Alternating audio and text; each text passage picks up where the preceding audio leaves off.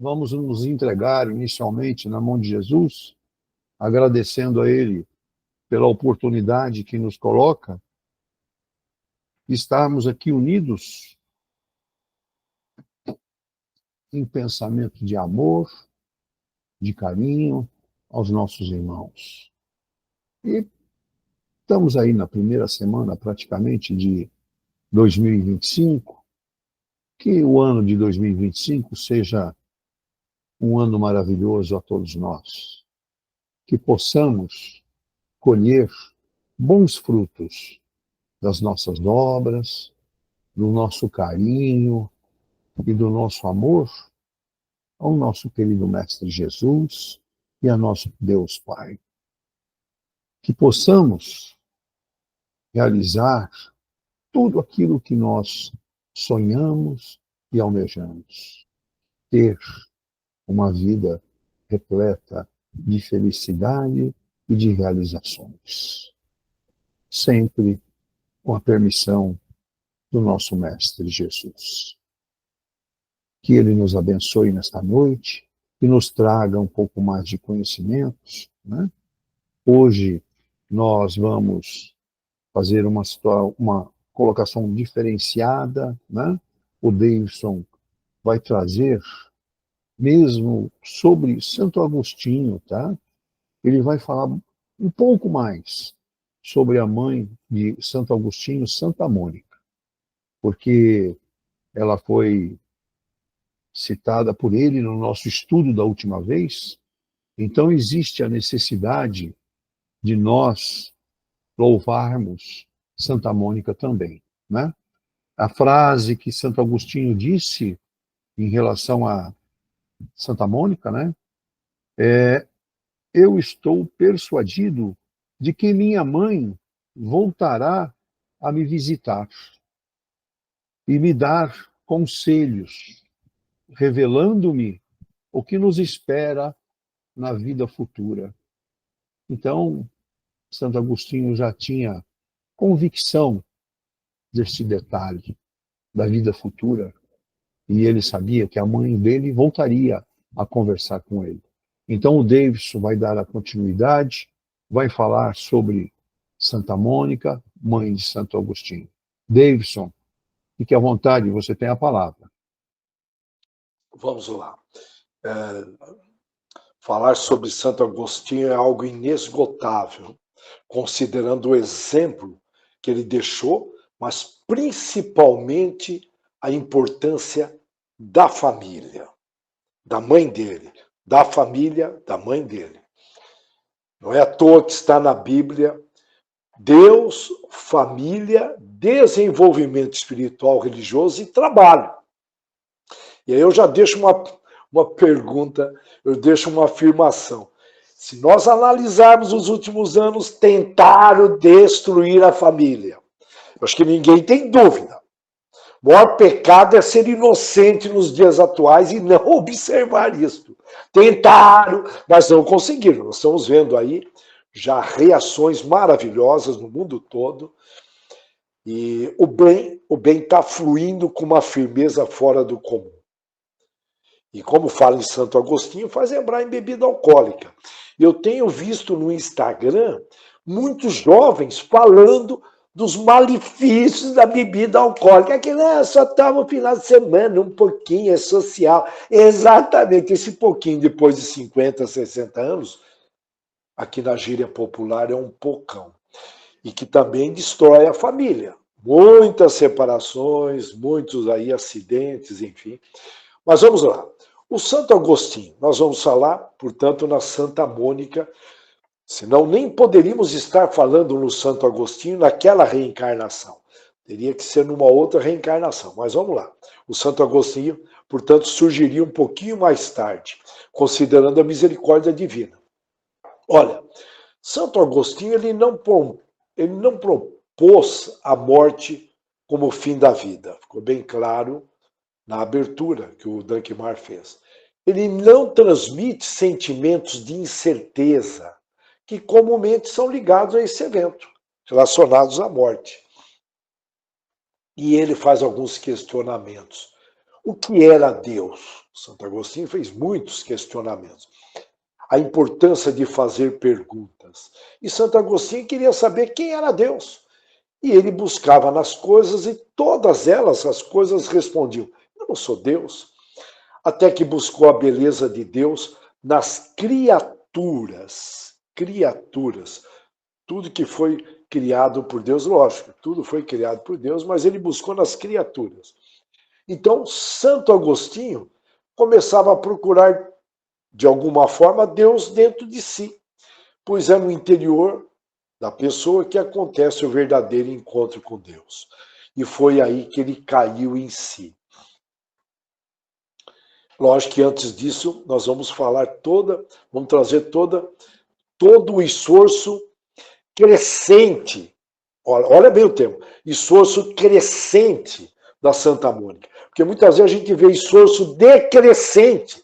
Pessoas que estão na direção errada, colocando competência e inteligência na direção errada, são esforços decrescentes. Esse esforço não vai para onde deveria ir nessa vida.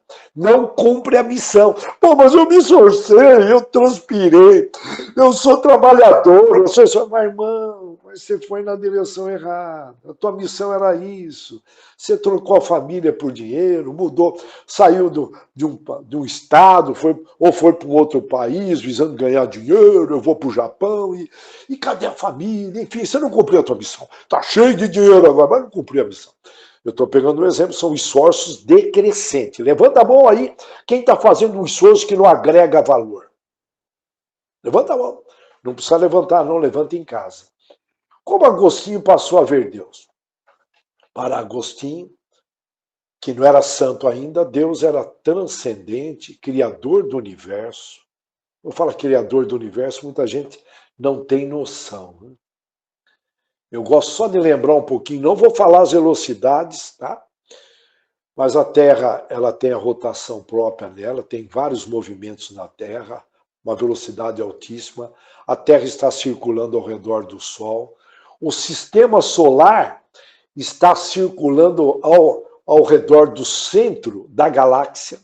Todos os planetas, inclusive o Sol do sistema solar, ó, estão circulando ao redor do centro da galáxia. A gente não percebe.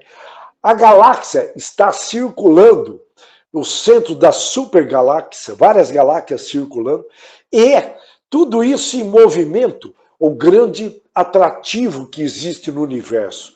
Tudo é movimento. Portanto, quando fala em Deus, nós temos que contemplar isso.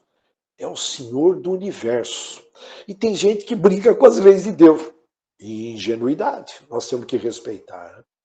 Portanto, Deus é transcendente, criador do universo, e separado de sua criação. Ele é separado de nós. Ele coloca dessa forma, mas está nos acompanhando, está dentro de nós. Ele acreditava na existência de Deus como uma fonte suprema e benevolente, que guia a humanidade. Portanto, tudo leva a crer que o nosso amigo Agostinho era médium. As evidências são grandes. A figura de Mônica, até então não era Santa Mônica, a mãe do Agostinho, entra na história através do livro dele, a obra Confissões, escrita aproximadamente no ano 397, quase ano 400 depois de Cristo. Ela foi uma figura importantíssima na história do cristianismo. Olha aí. Amplamente venerada como a mãe de Santo Agostinho, que aí cá entre nós foi e continua sendo, acredito eu, lógico, um dos maiores teólogos e doutores da Igreja Católica. Ele viveu no século IV, portanto, e ele e ela, né, viveram no século IV e são considerados, depois que o Agostinho evoluiu, grandes exemplos de fé. Não só fé, perseverança e, especificamente, a Mônica, mãe do Agostinho, ela demonstrou muita devoção familiar.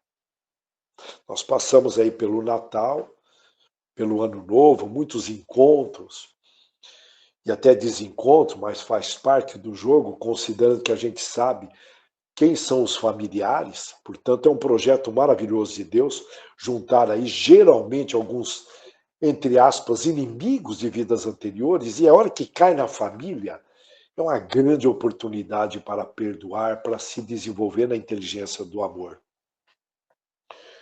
E a gente sabe que se desenvolvendo na inteligência do amor, a gente acessa essas frequências elevadas e se aproxima de Jesus. Bom, portanto, a história dela está profundamente ligada à conversão do Agostinho ao cristianismo. Ela nasceu também na cidade de Tagaste, fica na Argélia, atualmente leva um outro nome, é Souki Aras, na África, isso no norte da África, Argélia. E um detalhe importante, em uma família cristã. Olha aí, o privilégio. Portanto, desde jovem, ela, a Mônica, foi marcada por sua piedade e zelo pela fé. Olha, a piedade. Tudo leva a crer, logicamente, que ela foi naquela época, imagine hoje como deve estar. Dá para imaginar. Já veio como um espírito elevado. E a devoção familiar é uma prática religiosa, repara bem a relação com o nosso evangelho, tá? Evangelho no lar. Evangelho no lar, atrair espiritualidade elevada no lar.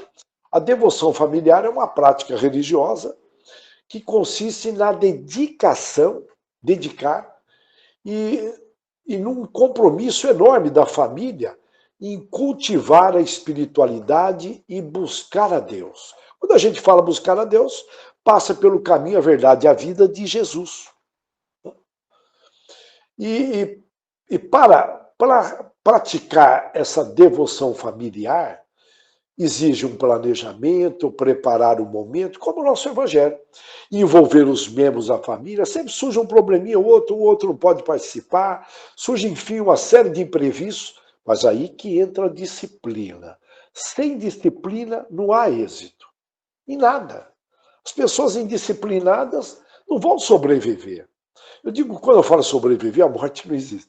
Eu digo sobreviver a essa jornada, essa oportunidade maravilhosa que nos foi concedida, sempre lembrando que nós recebemos aí um salário antecipado, nós fomos retirados de umbral, era para a gente estar lá sofrendo, nos retirados e viemos aqui para trabalhar.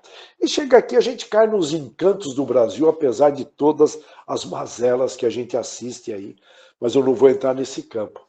Mas, enfim, é aprimorar o estudo bíblico, a família toda enfrentar os desafios e manter a consistência.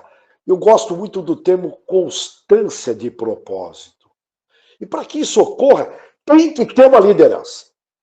A família sem liderança, todo mundo fica ali, sabe aquele excesso de democracia? Excesso vira anarquia. Como excesso do outro lado também vira ditador. Eu não vou entrar nesse campo, mas enfim, a gente sabe que tudo que é excesso não faz bem. Tem que ter uma liderança. Tem que ter. A devoção, e ela pode ser manifestada por meio de gestos, como expressar entre os parentes a fé com muito carinho, deixar que o coração transborde de alegria, trazer alegria dentro do lar, provocar sorrisos. Lembra de Paulo? Regozijai-vos. Sorria bastante, contentar-se por aquilo que se passa dentro de nós, traduzir em alegria, expressar amor com frequência um pelos outros, expressar mesmo, porque tem pessoas que precisam de um toque físico. As crianças necessitam, os bebês. Tem pessoas que precisam de elogio, pessoas precisam de confirmação daquilo que ela está falando. Não, realmente você tem sentido. Não que você vai ser falso. Tem pessoas que precisam de uma lembrancinha. Olha, comprei esse bombonzinho, lembrei de você. Nós temos que descobrir qual é a linguagem de amor de cada um. Eu estou lembrando aqui numa reunião dessa semana espírita, e a gente para pensar no meio espírita, sempre tem cobrança, cobrança. Esse ano nós precisamos melhorar nisso. Sim, mas nós temos que também analisar de onde nós viemos. O quanto nós melhoramos em 2024. Temos que fazer essa análise. Pô, eu gostaria que eu tivesse subido mais degrau, gostaria de estar numa outra versão. Pô, mas o pouco que eu fiz, eu tenho que agradecer, eu tenho que curtir as oportunidades que surgiram.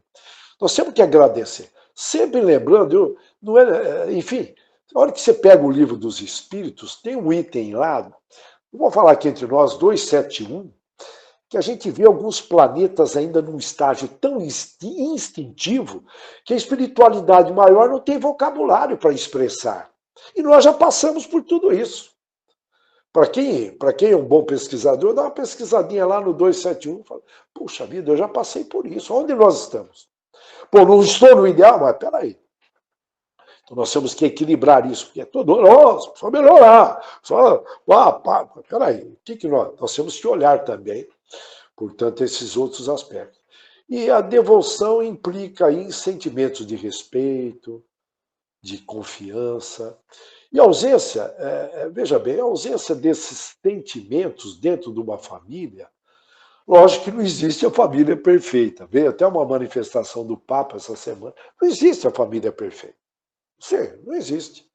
Agora, com tudo isso, nós temos que contribuir para a família ir melhorando, porque todos nós estamos evoluindo. Se você tirar uma foto hoje da minha família, vai ver que ela é imperfeita, não existe no planeta Terra nenhum.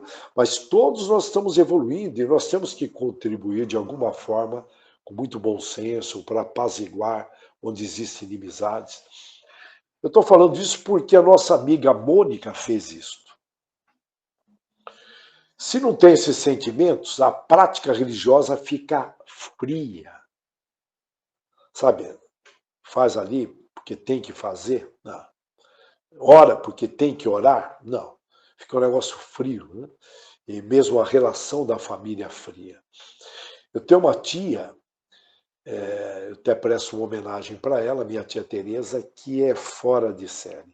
Há anos, católica, há anos, ela gasta, eu estou chutando aqui, de 40 minutos a uma hora, já comentei sobre ela, minha prima preparou uma lista para ela, porque ela não estava se lembrando de todo mundo, ela ora para todo mundo. Ora para todo mundo antes de dormir. Olha que coisa. E ela une a família. A família não tentou se desunir? Lógico, toda a família é assim.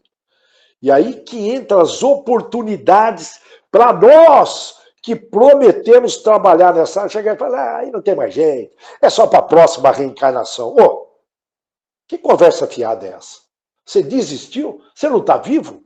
Oh, eu estou. Mas, pô, não, isso aí, esse caso não tem mais jeito, é a próxima reencarnação. Não, cara, o que você tem feito? Eu tenho me esforçado. Então, calma, calma. Vai indo, as mudanças serão grandes e rápidas. Não, ali não tem jeito, o cara é um teimosão, o cara é uma cabeça dura, sabe aquela conversinha? Não, vai orando, vai conversando à noite, quando a pessoa está dormindo, mentaliza ela, o espírito dela vem até você, fala, ó, irmão, desculpa aí se eu fiz algo em vida anterior. Eu era ingênuo. Eu estou aqui para evoluir, eu sou um filho de Deus. Fui criado simples e ignorante. Sabe o que é ser simples e ignorante? A gente não tem mais noção do que é isso. Simples e ignorante. Não dá nem para explicar como nós somos criados. Então eu pisei muito na bola. Ora, se Deus está dando essa oportunidade, nós estamos juntos, eu peço desculpa. Vai pedindo desculpa. Ele dormindo, tá? Isso é uma metodologia francesa de um psicólogo. Ele dormindo lá na casa dele, você mentaliza, irmã, desculpa, olha, cara. Enfim, eu não sei o que eu fiz em vida anterior, tal, mas olha, desculpa, porque nessa vida você não fez nada, eu também nada, mas eu chego perto de você, eu me sinto mal. Quer dizer, tudo leva a crer que é de vida anterior. Então, olha, cabe a nós, se nós estamos tendo essa oportunidade de estar aqui estudando, cabe a nós, na nossa velocidade, não adianta a gente ser falso e labutar. Não deixa para ver. Tudo vai se acelerar. Se estão acelerando, está sendo dado muitas oportunidades. Numa semana, se você parar para pensar, é muito rica. Já na época do Santo Agostinho, durante a semana, as coisas eram lentas. Mesmo assim, ele aprontava as dele antes de virar santo. Mas na boa, eu não estou julgando ele, mas é exatamente esse exemplo dele que está explícito, está aí explicado, sem julgamento, que mostra que se ele conseguiu, naquela reencarnação, nós também podemos conseguir muitas coisas nessa reencarnação. E a Mônica teve 3 filhos, sendo Agostinho o mais famoso e o que deu mais trabalho para ela. Não estou julgando o Santo Agostinho, estou julgando as ações dele. Quem sou eu para julgar? Possivelmente eu fui pior do que ele em vidas anteriores. Eu não tenho moral para julgar, não é verdade? Então, olha, e nós já estudamos na última reunião, e ele inicialmente rejeitou o cristianismo, apesar da forte influência da mãe, e levou uma vida desregrada, sem regra, ok? Sem regra. Aí dá para imaginar, sem regra. Eu não vou entrar em detalhes. E ele causou grandes sofrimentos para sua mãe, que não encarava dessa forma, não. São os teólogos que dizem grande sofrimento, que qualquer mãe sofreria. No entanto, Mônica sempre persistiu em cima do filho que deu mais trabalho. Tem alguns estudiosos que dizem que ela ficou orando por mais de 32 anos. Jejuava em nome do nosso amigo Agostinho. Lágrimas, pedindo a Deus pela conversão de seu filho. E ela também acompanhou ele em suas viagens, inclusive à Itália. Era uma família de recursos. Então imagine lá, século IV, como que era um naviozinho, né? A embarcação, o banheiro, dá para imaginar o banheiro? Se a gente encontra aí, pelo amor de Deus, não dá nem para imaginar. E ela ali, ó, ela acompanhou, inclusive na Itália, onde ele finalmente, lá na Itália, em Milão, ele se converte ao cristianismo, inspirado pela pregação de Santo Ambrósio. Santo Ambrósio. E o momento da conversão foi uma recompensa para as décadas de paciência e fé da Mônica. E ela, a Mônica, faleceu, desencarnou, no ano 387 depois de Cristo. Pouco depois da conversão e batismo de Agostinho. Ela morreu na cidade de Ostia, na Itália, enquanto estava com Agostinho a caminho da sua terra natal, lá na África, Tagaste. Santa Mônica é lembrada como a padroeira das mães e esposas cristãs, especialmente aquelas que enfrentam dificuldades familiares, que na realidade nós espíritas sabemos que é uma dádiva, é uma misericórdia essas dificuldades. E a mãe, com aquele sentimento de amor, filho é filho. É diferente do marmanjo, que é racional. Eu sei que os pais têm também um sentimento enorme, mas não se compara com o sentimento da mãe. Não é verdade? E ela, o dia da Santa Mônica é dia 27 de agosto, um dia antes do dia do Santo Agostinho, que era no dia 28 de agosto. E o seu exemplo continua a inspirar muitas pessoas no mundo todo, mostrando, sabe o quê? O poder da oração. Eu sei que o mundo científico está se aproximando muito desta área, e tem ali, lógico, tem muitos prós e contra. Agora, é que a oração provoca um bocado de benefícios, nós sabemos. A ciência vem comprovando. Então, olha, mostrando o poder da oração e da fé, principalmente na família. Porque se você trabalha a família gera correntes de amor. Porque aquela família, aquele filho, vai gerar uma nova família, as crianças são esponjas, e ali vai, de alguma forma, o cristianismo fluindo, até que vai chegar um ponto de todo praticamente o planeta, mesmo com religiões diferentes, mas que está lá no dorso, está lá na espinha dorsal, o cristianismo, todos se voltarem para Deus, a energia mental do planeta vai ser maravilhosa. Nós vamos acordar sorrindo e falar, mas o que aconteceu? Eu estou feliz, não é possível, o que está acontecendo? Então, isso de maneira geral. Aqui no Brasil, nós somos privilegiados. Tem algumas cidades aí fora do Brasil, meu Deus do céu. São cidades bonitas, todo mundo quer visitar, mas a energia mental, meu Deus.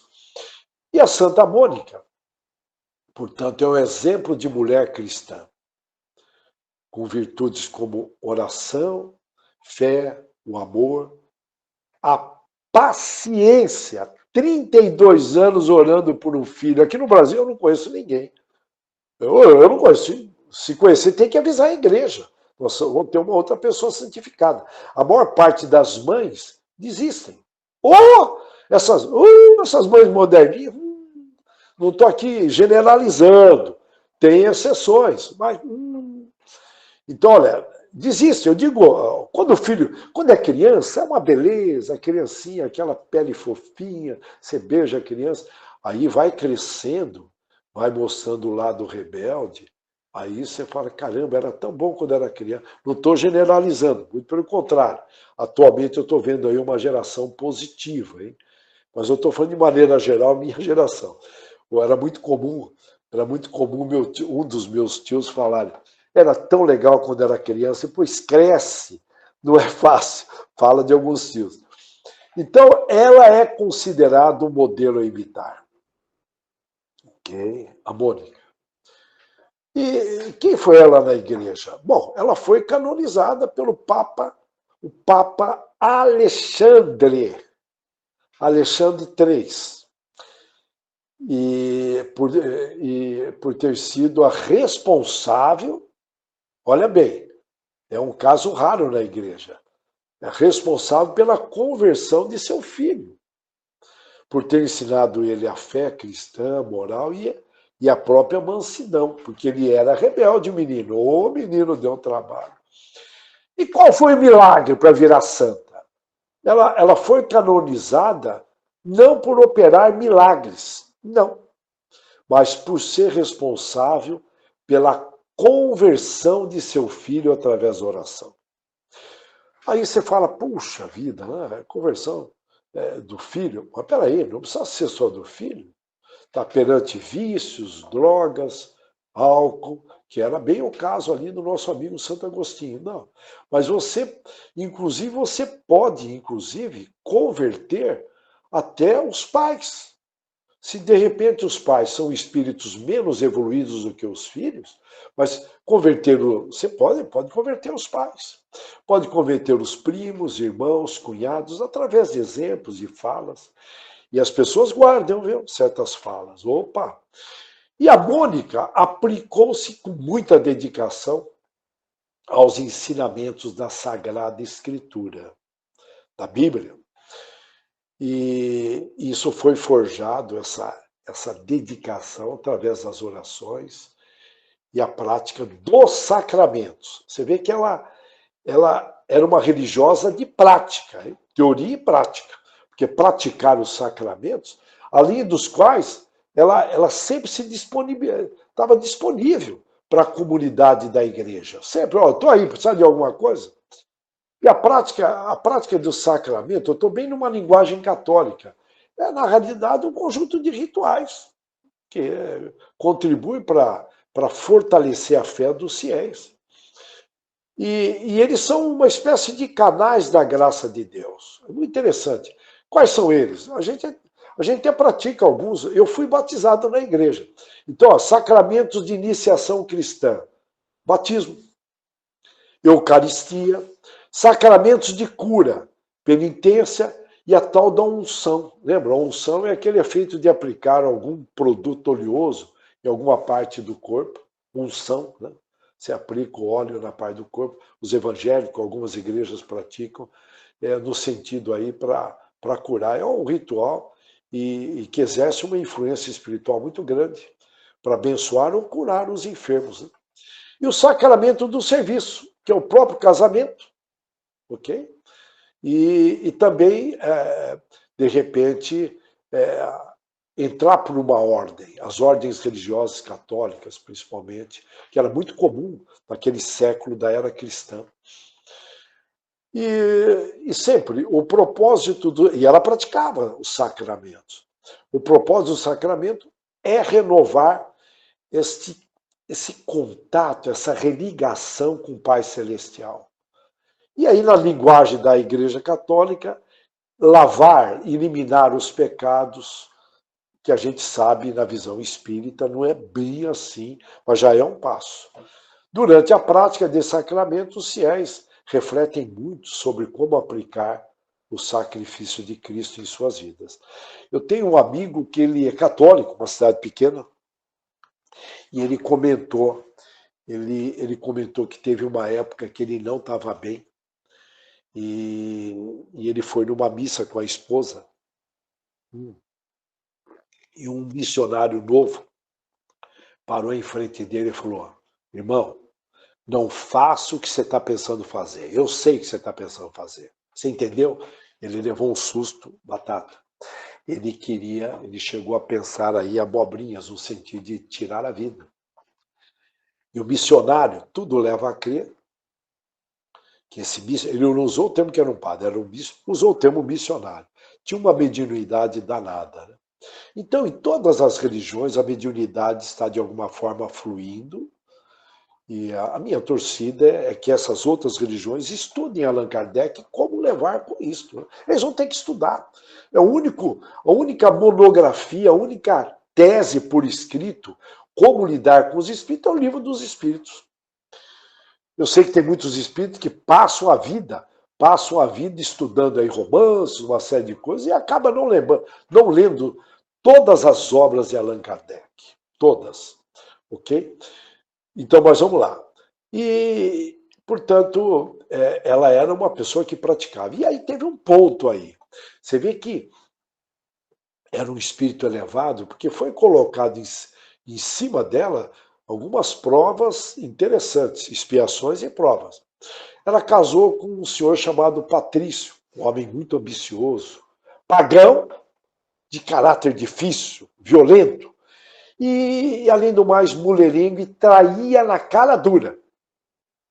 E a Mônica, doce, benévola, benevolente, capaz de dialogar nesses momentos mais complexos, e com seu método composto de muita espera, muita paciência, muita oração, que eu sugeria, ela até sugeria às suas amigas que iam lá praticamente, não vou dizer comungar com ela, mas iam confidenciar os problemas, e ela ajudava muita gente.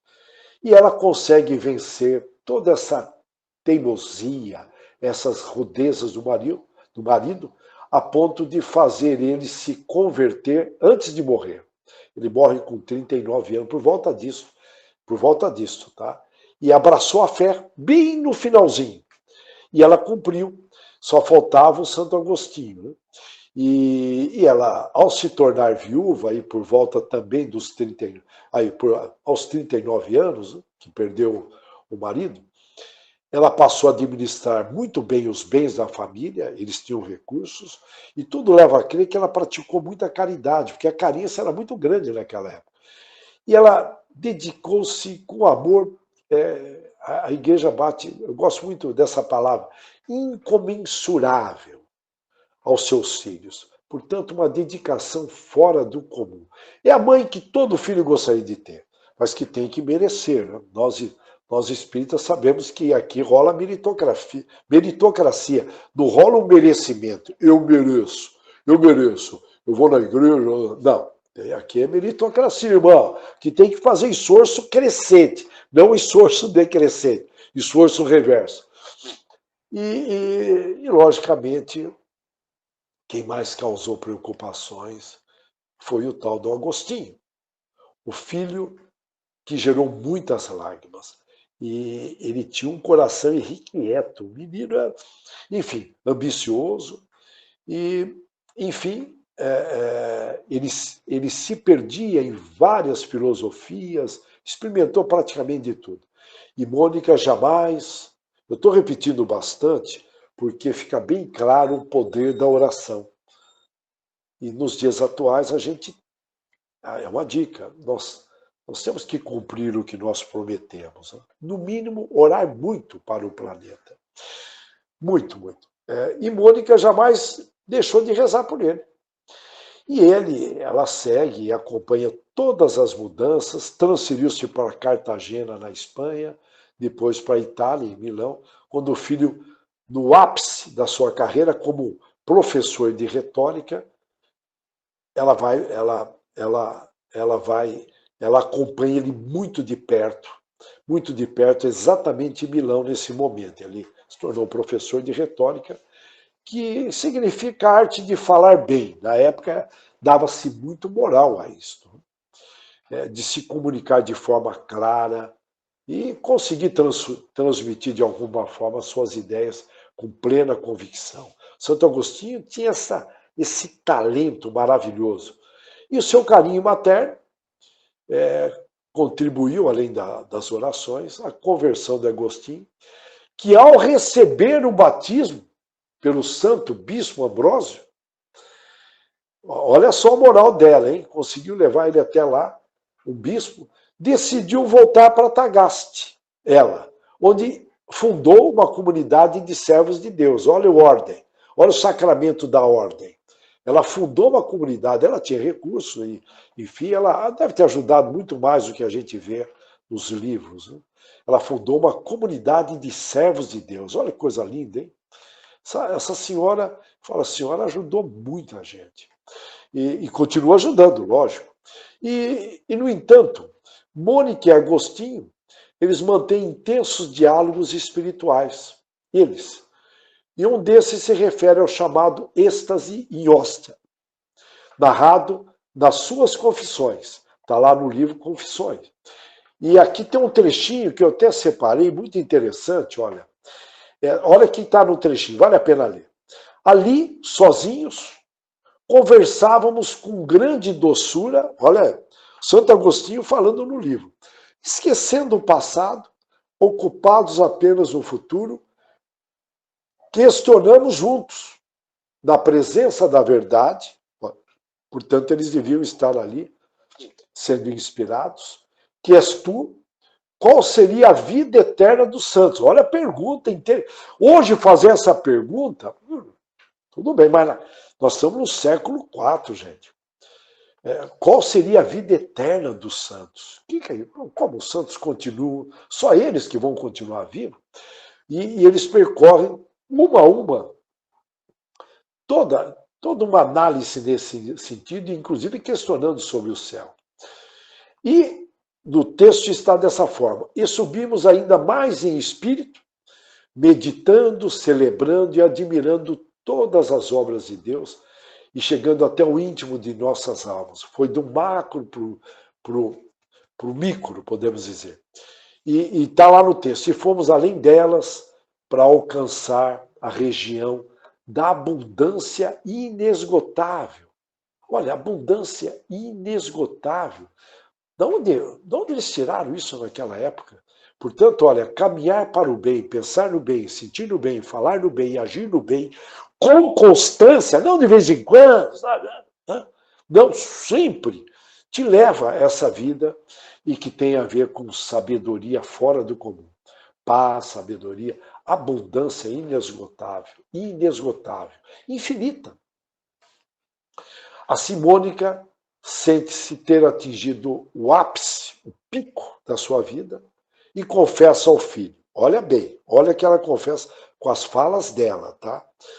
No que me diz respeito, esta vida já não tem mais nenhum atrativo para mim. O que eu estou fazendo ainda aqui? Ela questiona. Não sei. As minhas expectativas aqui na Terra já se esgotaram. Somente uma coisa me fazia permanecer aqui embaixo. Ver antes de morrer que você, Agostinho, se tornou um cristão católico. Meu Deus me satisfez completamente, porque vejo que você até despreza a felicidade terrena, que tem a ver com prazeres, para servir a Deus. O que eu estou fazendo aqui? Tipo, por favor, me tirem daqui, eu preciso trabalhar, eu preciso ter meta. Eu estou aqui imaginando a cabeça dela. Eu preciso de desafio. A minha alma se alimenta de desafio. Essa vidinha aí, comer, beber, dormir, levantar, e cantando essas musiquinhas manjadas que rola aí na TV, né? Enfim, fim de carreira. Na visão da Santa Mônica, não é verdade? E alguns dias depois que ela fala isso, Mônica adoece e morre aos 56 anos. Ela tinha, minha opinião, ela tinha plenamente certeza da sua missão, das suas missões, e ela cumpriu. Ô, mulher forte! Ô, olha que coisa linda! Persistiu na doçura, na mansidão, demonstrando que os exemplos de Cristo funcionam. Mas a gente quer tudo para ontem, não é verdade? Ah, eu quero para ontem. Ah, eu não vou ficar aqui mais 30. Ah, eu não aguento mais, eu quero para ontem. Não, ninguém me entende, eu não sou feliz. Ah, irmão, acorda. Acordar, a cor que eu vou dar. E, portanto, ela deu cá entre nós, ela deu aí grandes exemplos maravilhosos. E aqui fica uma lição, né? Ou várias lições, desculpa. Persista.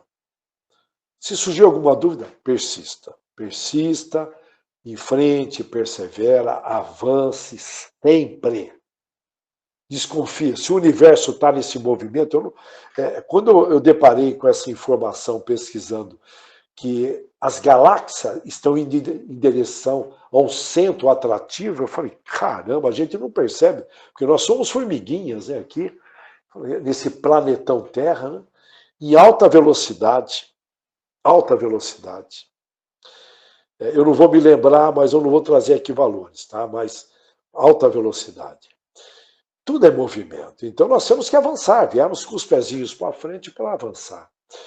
Então, de repente, aquele filho ou outro parente só traz problemas, agradeça. Por favor, é uma sugestão, tá? Você vai falar, pô, agradecer, como assim? Né? Ele pode ser convertido a qualquer momento. Não deixe para depois o que você pode fazer agora. Ah, eu vou repetir. Eu estou sendo redundante, mas eu faço questão. Nesse caso, deixa para a próxima reencarnação. Eu não tenho cabeça para essa. Ah, oportunidade. Será que você já não fez isso em vida anterior no mesmo caso? Possivelmente. Possivelmente. Então, todos nós teremos um momento Santo Agostinho. Todos nós um dia seremos igual a ele. Lembra que ele foi fazendo pequenas melhorias. Como eu estou de horário aqui, tá? Olha, esse Émile Coué, francês, psicólogo, que ele sugere invocar a pessoa e conversar à noite, foi um contemporâneo, praticamente um contemporâneo de Kardec, lá em Paris. Não sei se ele teve contato, mas ele sugere uma frase como autossugestão. Ninguém perde nada, a palavra tem poder, né? Eu parei de comer biscoito por causa de uma palavra. Eu estava vendo um nutricionista e ele falou, olha, no biscoito, nessas bolachas gostosas, recheadas, promoções, na lojas não sei o quê, na supermercado, sabe aquelas bolachinhas recheadas e tal? Se soubesse o que tem de conservante, de produtos químicos, tanto é que deixa uma bolacha, um biscoito, deixa no armário, fica 8 meses, você pega ele e não estraga, ele amolece. Depois que ele falou aquilo, eu falo, pô, não estragar, não embolorar, cara, aquilo deve ter coisas que não fazem bem para as células. Foi essa fala, eu já estava desconfiado de tudo, eu dou uma lidinha ali, né, desconfiado de conservantes, eu quero viver, pô, se Deus der essa oportunidade de estar aí se aproximando da regeneração, eu quero, não no estilo da Santa Mônica, que ela é, meu Deus, iluminadíssima, mas eu quero falar, ó, já começou oficialmente a regeneração, lógico, o processo já está rolando, mas eu digo oficialmente, Chico Xavier falar em 2057, eu botar o pé na regeneração, falei, agora eu posso partir. Tomara a Deus dessa. Eu estou brincando, tomara a Deus eu consiga. Mas, perfeito, me fez, bom, enfim, o tempo está estourando. Olha, fica aqui, portanto, esse recado. Todos nós teremos o nosso momento Santo Agostinho. Graças a Mônica, todos nós teremos aí também o nosso momento da Santa Mônica, de converter alguém. Deus não falha na educação, na cura e na libertação. E eu sugiro... eu não falei a frase do Emílio Coué. Acabei aqui me dizendo atenção. O Emílio Coué dizia o seguinte, olha, acorda, uma sugestão, todos os dias de manhã tem que escrever, senão você vai esquecer. Vou me lembrar, tem memória boa. Esquece. Nós estamos aí no período de excesso de informações. Escreva em algum lugar para você ver, ler, visível. Ele sugere a fala. Falar 20 vezes de manhã e antes de dormir. Todos os dias, em todos os sentidos, vou cada vez melhor. Olha bem. Todos os dias, em todos os sentidos, vou cada vez melhor, vou cada vez melhor, vou cada vez melhor. Tem tudo a ver com o que o Santo Agostinho fez, porque todo dia ele melhorava um pouco. Se você desperdiçar um dia hoje vale meses na época do meu bisavô. Irmão, você é um desperdiçador de vida, você não merece querer mais tempo, a hora que cair no hospital. Por favor, me salva. Você é um desperdiçador de tempo, de vida. Você não merece. Tudo é meritocracia. Não tem as de merecimento aqui no nosso meio. Merecimento é para algumas religiões aí, que você compra um pedaço no céu, aquela conversinha furada. O que eu não estou julgando eles, mas enfim, é a realidade. Então, olha, aproveite. Então, olha, repetindo. Todos os dias, em todos os sentidos, eu vou cada vez melhor. A palavra tem poder. Não sei o que acontece. Eu acabo, em alguma coisinha eu acabo melhorando. A palavra tem poder. E o inconsciente aceita. E o inconsciente, ele tem a ver com a nossa alma. É o nosso segundo eu. Tem o eu consciente e o eu inconsciente. Eu paro aqui, eu passo a bola para o Dankmar, que todos tenham uma extraordinária semana. Não dá mais para pensar numa semana meia boca, como extraordinária semana. Façam melhorias, tenham ousadia, tire esses travas mentais. O que vão pensar? Outro dia eu estava fazendo um exercício, eu parei numa fila, enfim, comecei a fazer um exercício com a perna, que o segundo coração está aqui na panturrilha. Né? Eu fiz simplesmente um exercício, estava parado ali, alguém olhou assim e achou esquisito. Eu falei, você achou esquisito, cara? E daí? Eu estou fazendo exercício porque eu preciso fazer exercício, estou parado aqui perdendo tempo. A gente dá muito moral para o outro, que o outro vai pensar. Você não está vivendo a sua vida. Você é um morto-vivo, você está vivendo a vida do outro. O que vai pensar? Eu estou infringindo os 10 mandamentos, irmão? Não, mas eu achei meio estranho um exercício, qualquer hora eu mostro aí na prática, aí no sábado, na casa do doutor Bezerra. Um exercício que estão ensinando. Agora, você vai viver a vidinha dos outros, não é vidinha, a vidona dos outros, você não precisa ter vida, então. Não é verdade? É o que eu falo constantemente para os meus obsessores. Irmão, viva a sua vida, senão você vai entrar em coma espiritual, você não precisa ter vida, você vira o ovoide, irmão. Não é verdade? A gente sabe, fica ali, né, nessa batida. Então, olha, que Deus abençoe a todos e que tenhamos uma extraordinária semana. Vamos chutar o balde, fazer 2025 melhor, independente dos outros, estivermos dentro do cristianismo. Que assim seja. Muito obrigado, Davidson. Valeu. Muito bom. Vamos, então, continuar com a mentalidade que você colocou, né? Com as palavras. 2025 será maravilhoso para todos nós, né? Positivo, pensar positivo, esse é o caminho, né? E ter certeza que vamos colher bons frutos nesse ano, né? Isso é o que a nós temos que colocar em nossos corações e nossas mentes, através da nossa oração, né? Muito bem. Vamos agradecer, então, a Jesus por esta oportunidade que Ele nos deu nesta noite, de podermos conhecer um pouco mais da obra que desenvolveu Santo Agostinho, da obra maravilhosa que a sua mãe fez, né? Fez em construção de Santo Agostinho, né? Ficou muito bem claro isso, que ela lutou até os últimos dias de sua vida para que Santo Agostinho se corrigisse e se tornasse um homem de bem, né? E ela conseguiu, ela atingiu o objetivo dela através do pensamento positivo, do pensamento com vontade de ser vitoriosa. É assim que nós temos que pensar, né? Vamos então agradecer a Jesus isso tudo que nos deu, de conhecimento, de amor, e que Ele possa abençoar e iluminar a todos os nossos irmãos que estão com os nomes aí no nosso grupo de cura, no nosso grupo de estudos, e a todos nós, que sejamos também abençoados, iluminados por esta luz que nos ilumina neste momento, que traz a brandura em nossos corações, que traz o amor de Jesus tão sincero, tão puro, que nos fortalece e que nos abençoa. Agradecidos também a Dr. Bezerra de Menezes e toda a sua equipe, que participou junto conosco nesta noite, nos trazendo boas energias, bons fluidos e trazendo a luz para os nossos caminhos.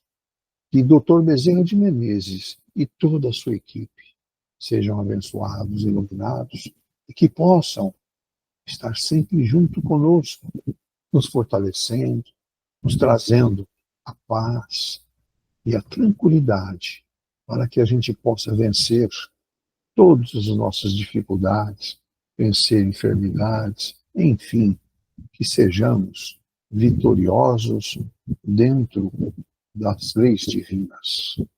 Que a luz de Jesus esteja sobre todos nós. E assim, Pai, em gratidão a este momento maravilhoso desta noite, nós vamos dirigir-lhe a prece de Cáritas, que diz assim a todos nós, né? Deus nosso Pai, que sois todo poder e bondade, dai força àqueles que passam pela aprovação, dai luz àqueles que procuram a verdade, e ponde no coração do homem a compaixão e a caridade. Deus, dai ao viajante a estrela guia, ao aflito a consolação, ao doente o repouso. Pai, dai ao culpado o arrependimento, ao espírito a verdade, à criança o guia, ao órfão o Pai. Que a vossa bondade se estenda sobre tudo o que criaste. Piedade, Senhor, para aqueles que não vos conhecem, e esperança para aqueles que sofrem. Que a vossa bondade permita aos espíritos consoladores derramarem por toda a parte a paz, a esperança e a fé. Deus, um raio, uma faísca do vosso divino amor pode abrasar a terra. Deixa-nos beber na fonte dessa bondade fecunda e infinita, e todas as lágrimas secarão, todas as dores acalmar-se-ão. Um só coração, um só pensamento subirá até vós, como um grito de reconhecimento e de amor, como Moisés sobre a montanha. Nós vos esperamos com os braços abertos. Ó bondade, ó poder, ó beleza, ó perfeição. Queremos de alguma sorte merecer a vossa misericórdia. Deus, dai-nos a força no progresso de subir até vós. Dai-nos a caridade pura, dai-nos a fé e a razão. Dai-nos a simplicidade que fará de nossas almas o espelho onde refletirá um dia a vossa santíssima imagem. Que assim seja. Que Jesus nos abençoe, que Deus nos ilumine. Muito bom, maravilhoso momento, né?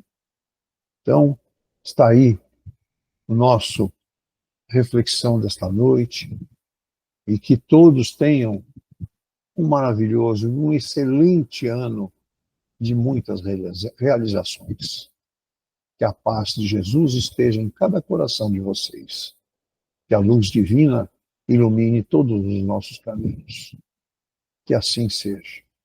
Uma boa noite a todos.